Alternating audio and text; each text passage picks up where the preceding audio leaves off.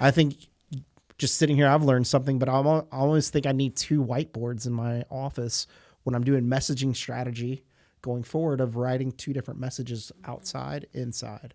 Yeah. Right? I mean, it's almost like you have to bifurcate what you're thinking about and doing. Right. And then basically what you're doing, you have to like flip it around to make sure you're focused on that. Right. I mean, Right. I think it's really important. I mean, I think that we all do it. And it's not just Washington, it's anybody in any industry. When you live in that space, when you breathe that space, when that's all that you know and the people you engage with all say the same things, you're very used to that world. And so you don't mean to alienate people by speaking in a certain way. You just don't think about it.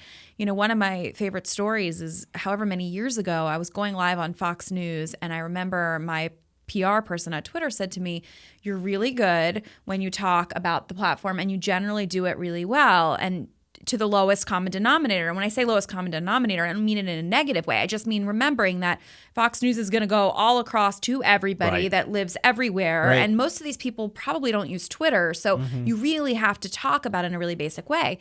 He said, but you do always say the platform when you talk about Twitter. And he's like, nobody knows what that means. And I was like, you're so right. Why do I say that? But the reason why I say it is because everybody at Twitter said it, right? So you just get used to it. Right. And I didn't think about it. And I thought to myself, if I didn't work in this space and somebody said, and on the platform, I'd be like, what are you talking about? Yeah.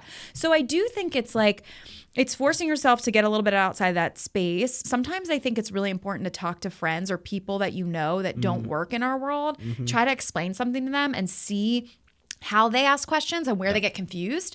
That can be a really good sign of like, I noticed that they got lost on this word or this area. I think it's also... Come on, let's go.